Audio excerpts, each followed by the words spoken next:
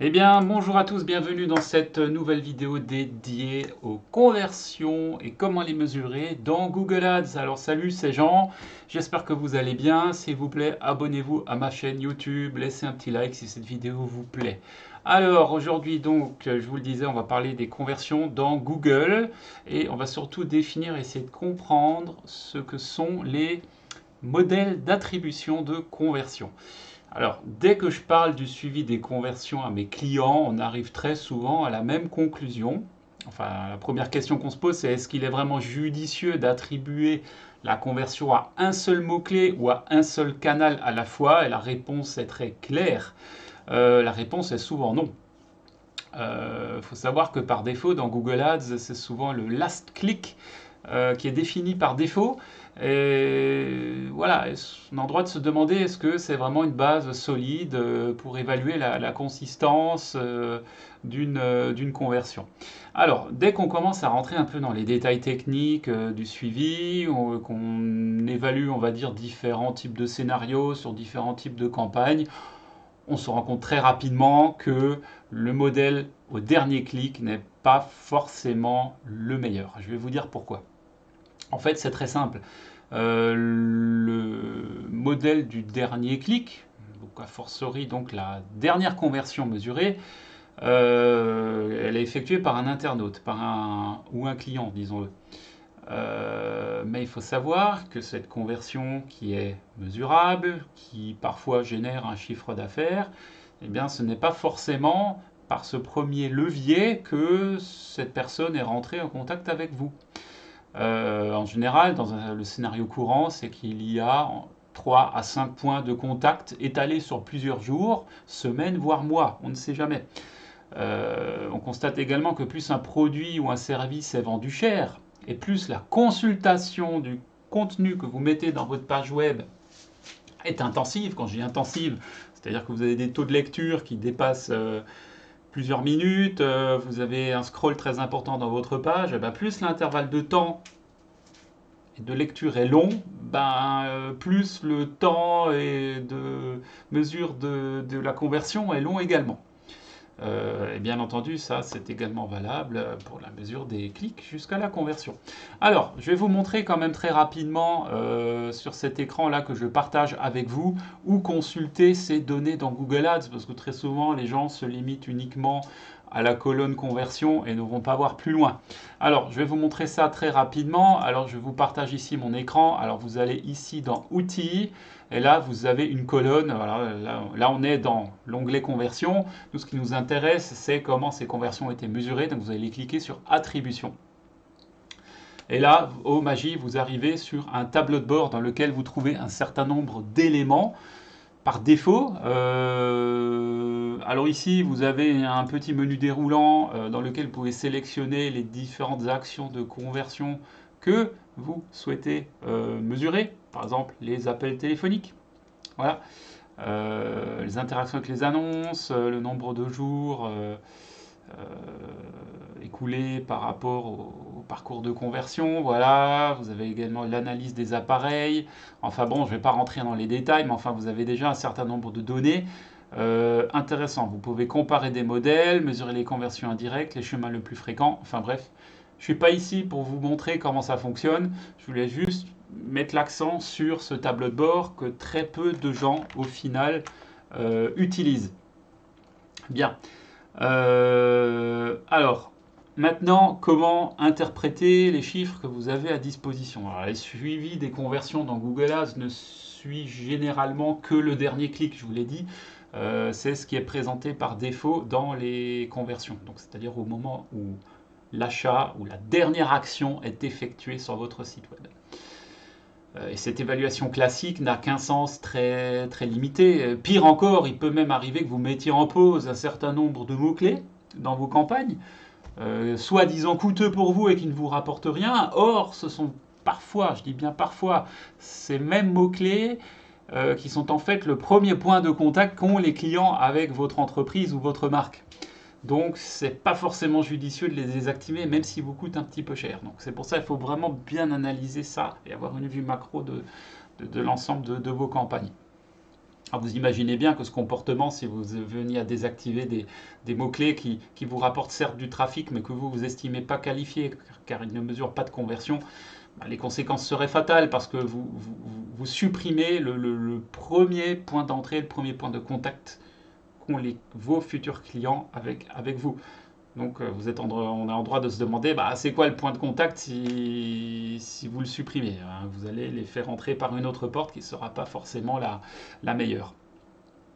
Alors, les autres éléments les plus importants à prendre en compte, c'est il y a un certain nombre de questions que vous êtes en droit de vous poser. Alors, je vous donne ça à titre indicatif, hein, c'est pas, ça reste un peu des généralités, mais quand même. C'est déjà de se dire bah, quelle campagne a généré combien de conversions sous forme de clics. Conversion ultérieure, donc vous faites des mesures sur les 3 derniers mois, les 6 derniers mois, vous essayez de voir déjà au niveau global le nombre de campagnes, quelle campagne a généré le plus de conversions uniquement en termes de clics. Donc là vous analysez à la fois les CTR, les temps passés, enfin vous vous basez également sur des statistiques, hein, ce n'est pas forcément des conversions en termes d'achat. Ensuite, la deuxième question à se poser, c'est à quoi ressemblerait la répartition des conversions si vous mettiez une mesure de type au premier clic plutôt qu'au dernier clic. Essayez de modéliser ça, c'est pas facile, hein. Je dis pas que c'est facile, ça prend beaucoup de temps, mais c'est intéressant de voir, limite vous faites une campagne test, vous faites les mêmes mesures de conversion identiques, mais vous attribuez par contre tout au premier clic, pour regarder les différences. Troisième question à se poser, c'est quelle est la fréquence de conversion dans les parcours de campagne? Est-ce que ce sont des fréquences à 48 heures, à 72 heures, est-ce que ça commence à se mesurer à la semaine, au mois, etc. À quelle vitesse une impression ou un clic conduit-il à des conversions? Donc on est toujours dans cette notion temporelle, il faut bien voir, est-ce que c'est à la première exposition d'une annonce que votre conversion est mesurée? Est-ce que c'est au bout d'un certain temps? Enfin voilà, il faut essayer d'analyser ça dans votre parcours client. Et c'est surtout très important à mesurer ça. Pourquoi? Parce que ça détermine, alors là je rentre dans un aspect un peu plus technique, ça détermine également le temps d'exécution du cookie dans conversion tracking. Comme vous le savez, quand vous faites ce genre de mesure, il y a des cookies qui s'installent dans les navigateurs de vos internautes, mais vous pouvez influer sur le moment où le cookie doit se déclencher, à quel moment. Donc voilà, ça c'est pour ceux qui souhaitent aller beaucoup plus loin dans la mise en place de ces mesures-là. Et donc, de manière également plus globale, vous pouvez essayer de vous projeter en vous disant bah, à quoi ressemblerait ma campagne si le modèle d'attribution était totalement différent. C'est-à-dire que vous passiez par exemple du dernier clic au premier clic, mais sur toutes vos campagnes. Est-ce que ça changerait fondamentalement les choses? Alors là, je vous livre un petit hack.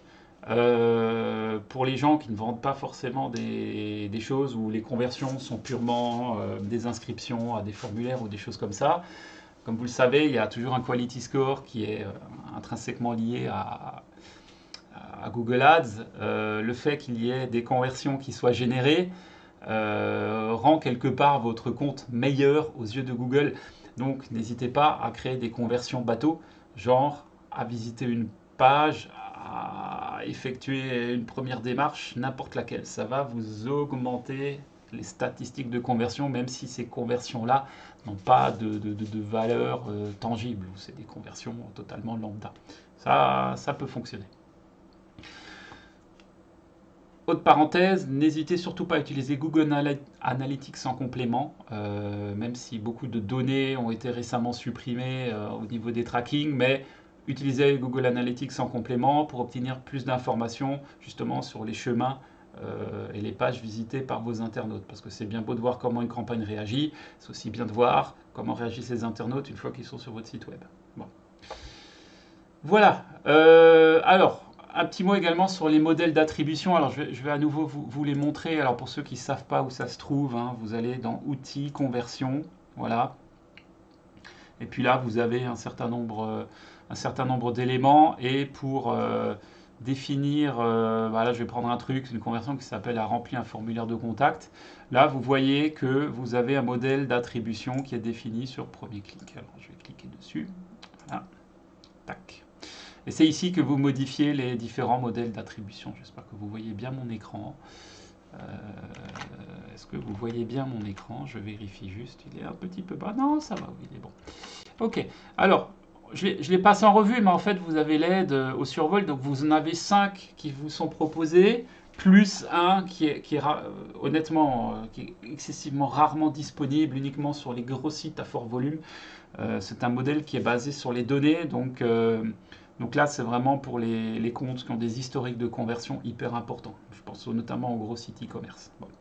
Le dernier clic, ça c'est donc le module de mesure, le modèle de mesure qui est proposé par défaut. Donc quand vous créez une conversion, c'est celui-là qui est sélectionné. Donc en gros, toute la valeur, tout le crédit de la conversion, donc là vous voyez, j'ai mis une valeur de 100 euros, tout le crédit est attribué au dernier clic, au dernier élément sur lequel l'internaute a cliqué. Vous aurez bien compris, ce n'est pas forcément le meilleur. Ensuite, vous avez modèle d'attribution au premier clic, où là, tout le crédit est attribué, on va dire, à la première annonce sur laquelle l'utilisateur a cliqué. Bon, ça peut être valable sur des... ça peut être pas mal quand vous faites des campagnes avec des tunnels de conversion. C'est-à-dire où là, vous avez un seul tunnel, vous n'avez pas des pages annexes qui viennent un petit peu polluer la navigation. C'est-à-dire c'est une annonce, un tunnel avec X étapes et vous êtes capable de mesurer ça. Si c'est en 2 étapes, ben voilà, vous prenez premier clic et ça vous met une conversion. Bon, voilà. Ça peut être pas mal. Ensuite, le linéaire, ça c'est celui que moi je préconise. C'est-à-dire ça répartit équitablement le crédit de conversion entre tous les clics du chemin de conversion. D'ailleurs, je vais l'établir pour ici. Pourquoi c'est bien d'utiliser linéaire, surtout au départ. Comme dit, quand vous avez un site qui vit mais qui n'est pas non plus un grand de la place, soit c'est un site e-commerce, vous générez quelques ventes, mais enfin pas de fou non plus. Soit vous avez un site plutôt orienté prospection avec des formulaires à remplir, des inscriptions à faire. Bref, prenez le modèle linéaire, ça vous mettra une valeur identique à quel que soit le niveau auquel se trouve l'internaute au moment de la conversion. Donc le crédit est vraiment réparti de manière hyper équitable. Après, vous avez un modèle d'attribution avec dépréciation dans le temps. Celui-là, honnêtement, je ne l'ai jamais utilisé. Et je ne pense pas l'utiliser un jour. C'est-à-dire que vous attribuez des crédits aux clics qui sont chronologiquement les plus proches de la conversion. Bon, à voir.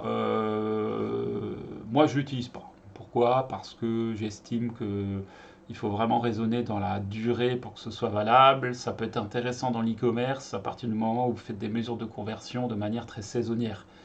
Vous savez, les marronniers, comme on les appelle dans la com, les différentes fêtes qui ponctuent l'année, là, ça peut être intéressant. Sinon, bof. Modèle basé sur la position. Donc là, c'est un modèle d'attribution... c'est un peu comme le linéaire, mais qui qui donne plus de crédit, on va dire, au premier et au dernier clic, et tous les clics intermédiaires ont une valeur moins forte. Pourquoi pas? J'en vois pas trop l'intérêt, moi. Donc vous l'aurez compris, moi ce que je préconise, j'utilise quasiment systématiquement, c'est le modèle linéaire, sauf dans le cas des tunnels, où là j'ai plutôt tendance à utiliser le premier clic ainsi que le dernier clic si vraiment... il y a un parcours un petit peu plus long. Donc voilà, après vous enregistrez, vous cliquez sur OK, et puis c'est fait. Donc voilà, je vous remercie d'avoir écouté cette vidéo, j'espère que ça vous a plu, je vais essayer d'en faire d'autres, des comme ça. Dites-moi en commentaire si ça vous intéresse que je vous donne comme ça des petits tips sur Google Ads.